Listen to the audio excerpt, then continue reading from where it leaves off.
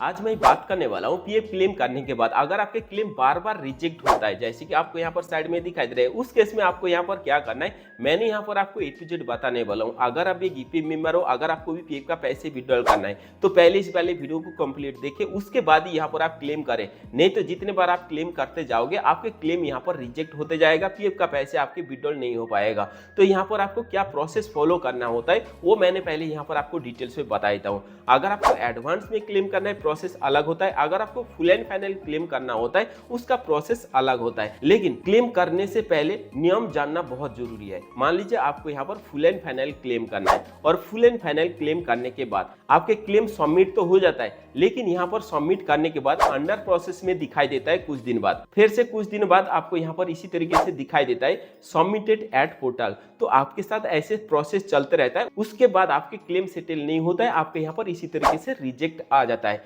अब यहाँ पर रिजेक्ट में रीजन क्या बताया जा रहा है वो आपको यहाँ पर ध्यान से समझना बहुत जरूरी है। मैंने यहाँ पर आपको स्टेप बाय स्टेप बता रहा हूँ, उसके बाद ही आप यहाँ पर क्लेम करें। तो यहाँ पर क्लेम करने के बाद कुछ दिन बाद आपके यहाँ पर इसी तरीके से रिजेक्ट हो जाता है। रिजेक्ट में रीजन आता है claim reject members date of exit EPF is less than 12 month. अगर आपके साथ ऐसे प्रॉब्लम आता है, यहाँ पर आपने पीएफ का पैसे विड्रॉल नहीं कर सकते, मैंने यहाँ पर आपको बताता हूँ। अगर आप फुल एंड फाइनल क्लेम करने चाह रहे हो, यहाँ पर आप फुल एंड फाइनल क्लेम कर सकते हो। इसके लिए आपको क्या करना होता है, जितने भी आपके नौकरी है, चाहे यहाँ पर आपके 2 महीना हो, चाहे यहाँ पर 6 महीना हो, चाहे यहाँ पर आपके 1 साल हो, चाहे यहाँ पर आपके 8-9 साल हो, याद रखना है नौकरी छोड़ने के 2 महीना बाद डेट ऑफ एग्जिट डेट यहाँ पर आप अपडेट कर सकते हो। लेकिन नौकरी छोड़ने के बाद यहाँ पर आप फुल एंड फाइनल तुरंत क्लेम नहीं कर सकते हो। आपको ध्यान रखना है न्यू अपडेट आने के बाद कम से कम आपको यहाँ पर याद रखना है नौकरी छोड़ने के बाद 12 महीना बाद यहाँ पर आप क्लेम कर सकते हो, तो अभी यहाँ पर आप पीएफ का पैसे विड्रॉल कर सकते हो।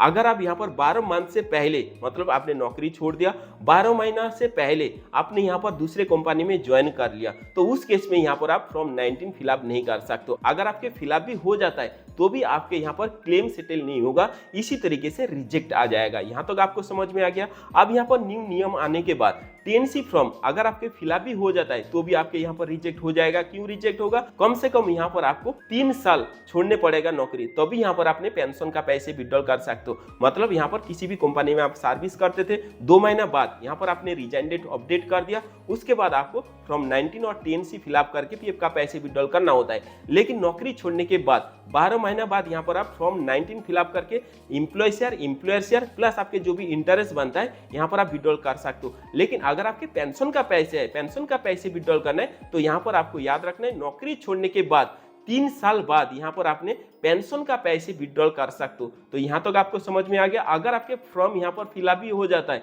तो यहाँ पर आपके रिजेक्ट हो जाएगा, कोई भी कंफ्यूजन नहीं होना है, मैंने यहाँ पर आपको डिटेल से बता रहा हूँ। अब यहाँ पर बात आता है अगर आपके सर्विस 12 मंथ से कम है, याद रखना है अगर आपको एडवांस में क्लेम करना है कम से कम 12 मंथ आपके सर्विस होना चाहिए, उसके बाद यहाँ पर आप एडवांस में क्लेम कर सकते हो। फुल एंड फाइनल बात नहीं बोल रहा हूँ, फुल एंड फाइनल कर सकते हो। अगर आपके 2 महीना भी है, चाहे यहाँ पर 6 महीना है, यहाँ पर आप फुल एंड फाइनल क्लेम कर सकते हो। लेकिन मैंने जो प्रोसेस बताया पहले वो आपको यहाँ पर ध्यान रखना है। अब मैंने यहाँ पर आपको बता रहा हूँ एडवांस में, अगर आपको एडवांस में क्लेम करना है कम से कम 12 महीना यहाँ पर आपके सर्विस होना चाहिए। मान लीजिए आपके सर्विस 12 मंथ से ऊपर हो चुका है, लेकिन आपको याद रखना है एनसीपी डेज आपको यहाँ पर चेक कर लेना है। बहुत सारे कमेंट आ रहा है हमारे यहाँ पर 12 मंथ से ऊपर सर्विस हो चुका है, लेकिन हमारे यहाँ पर क्लेम बार बार रिजेक्ट हो रहा है। तो आपको एक बार चेक कर लेना है 12 मंथ में जो भी 365 दिन है, क्या आपके यहाँ पर टोटल 365 दिन आपके सर्विस है या नहीं है। अगर आपके एनसीपी डेज है, मतलब छुट्टी अपडेट है, तो यहाँ पर आपको छोड़ देना है। मान लीजिए यहाँ पर आपके 13 महीना सर्विस है, लेकिन उसमें से 3 महीना आपके छुट्टी है,